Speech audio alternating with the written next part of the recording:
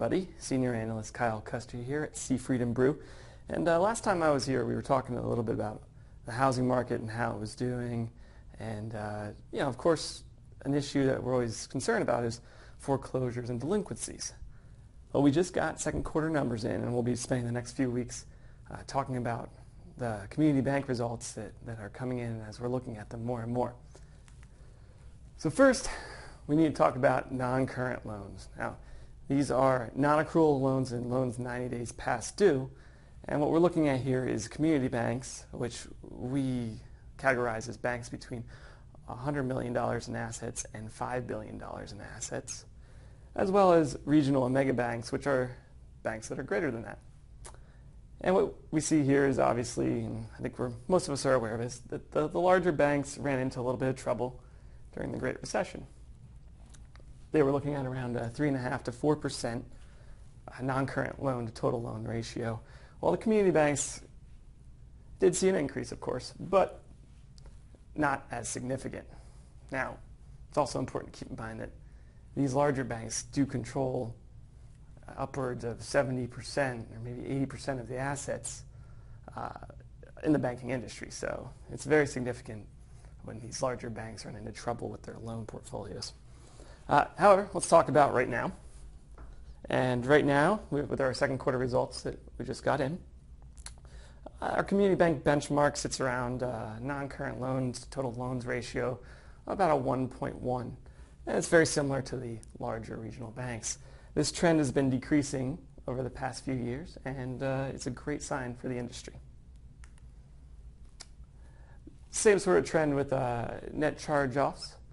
We saw the larger banks charging off quite a bit more loans, and we don't see that with the community banks. Community banks ended up maxing out around a 0.8% of their average loans.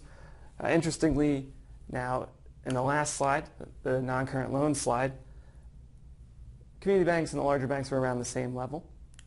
However, in the net charge-off area, the larger banks are charging off quite a bit more than the community banks.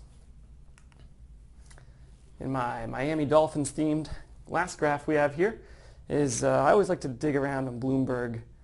They have, of course, a wealth of information. And I was able to pull up residential mortgage-backed securities and look at the asset quality within those per year they were issued.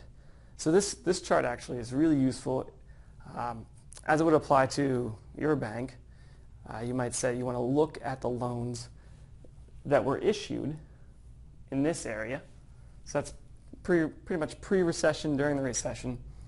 And just give those a look. See how they're doing. This is showing that loans that were issued in 2007 that were put into these mortgage backs, 8% are in foreclosure. 7% for loans that were issued in 2006. And then you also, of course, I took out the 90 days past due.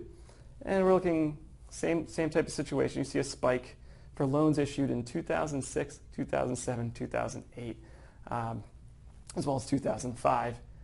These are just the years that these loans were issued, and it's pretty clear here that it might be a good idea to just check on these loans, see how they're performing, and if they are performing, great. And obviously, as we get closer to our current period, there should be less loans in foreclosure and less loans that are past due, as they were just recently issued, and the due diligence should be very timely for those loans. So that's all I have for you this week. Thank you very much. I'll see you next week.